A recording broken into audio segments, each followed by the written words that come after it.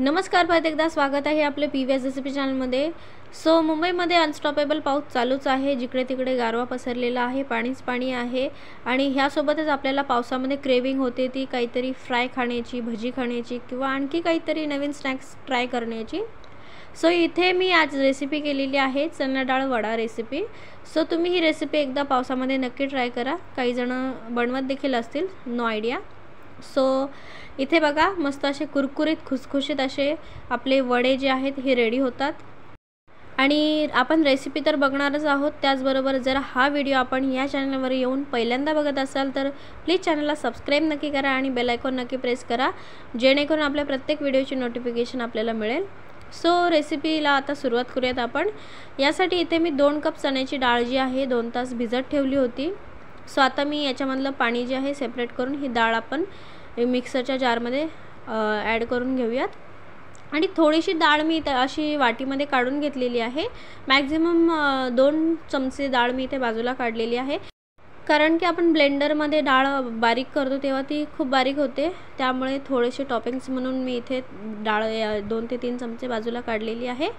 So आता मिक्सरच्या जारमध्ये आपण डाळ घालून घेतलेली आहे। यामध्ये जिरं घालायचं आहे, तिखट तुम्हाला किती हवं आहे किती नाही त्याप्रमाणे मिरच्या इथे तुम्ही घेऊ शकता। 10-12 लसणाच्या पाकळ्या घ्यायच्या आहेत आणि अद्रकचा 1 इंच तुकडा घ्यायचा आहे। थोडंसं त्याला चॉप करून घ्यायचं आहे आपल्याला, तुम्ही नाही केलं तरी चालेल। सो आता आपल्याला हे मिक्सरला व्यवस्थित ब्लेंड करून घ्यायचं आहे। सो आपली डाळ डायरेक्टली आपण पाण्यातून काढून मिक्सरच्या जारमध्ये घातलेली आहे, तर यामध्ये आपल्याला वरून पाणी ॲड करण्याची गरज नाही आहे। आपल्याला हे असंच ब्लेंड करून घ्यायचं आहे। तर या प्रकारे बघा, इथे आपण हे बॅटर जे आहे हे रेडी करून घेतलेलं आहे। तर आता मी हे एका भांड्यामध्ये काढून घेते आणि आता यामध्ये आपण जी डाळ ठेवली होती बाजूला 2 चमचे बाजूला काढून, ती आता यामध्ये आपल्याला घालायची आहे। आता यामध्ये आपल्याला बाकीचे इन्ग्रेडियंट पण घालून घ्यायचे आहेत। सो आता इथे अर्धा चमचा मी हळद घालून घेते। आता यामध्ये आपल्याला चवीपुरतं मीठ देखील घालून घ्यायचं आहे आणि 2 मीडियम साईजचे बारीक चिरलेले कांदे देखील आपल्याला यामध्ये घालायचे आहेत। सो इथे आता मी कांदा देखील घालून घेते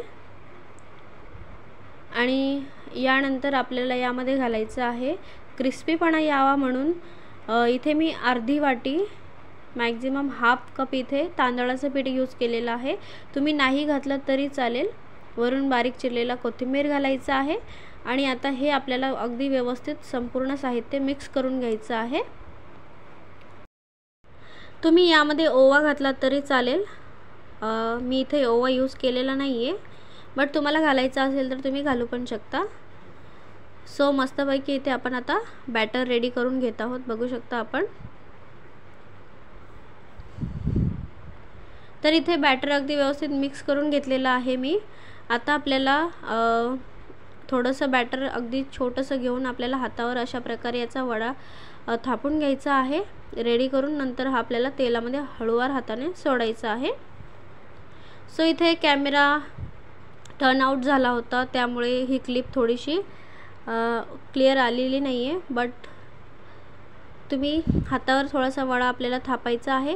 प्रत्येक वडा जसा आपण करतो तसाच आपल्याला थापायचा आहे आणि तेलामध्ये इथे आपल्याला सोडायचं आहे।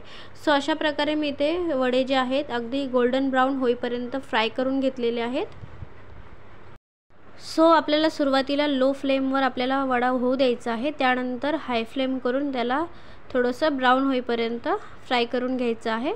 सो इथे अशा प्रकारे आपले गोल्डन ब्राऊन कलरमध्ये वडे फ्राय झालेले आहेत। मस्त असे इथे गरमागरम वडे रेडी झालेले आहेत। तुम्ही सर्व करू शकता तुमच्या आवडीच्या चटणीसोबत। तर इथे बघा, मी तुम्हाला तोडून पण दाखवते, अगदी क्रिस्पी झालेली आहेत वडे। आणि जी डाळ आपण वरून टॉपिंगसाठी म्हणून मी टाकली होती ती पण मस्तपैकी दिसते बघा वड्यांवर। तर इथे मस्त कुरकुरीत खुसखुशीत असे आपले वडे तयार झालेले आहेत। जर आपल्याला ही रेसिपी आवडली असेल तर प्लीज व्हिडिओला लाईक अँड शेअर नक्की करा। त्याचबरोबर चॅनलवर नवीन असाल तर चॅनलला सबस्क्राईब नक्की करा। भेटूयात आपण अशाच काही पुढच्या रेसिपीजमध्ये, तोपर्यंत धन्यवाद।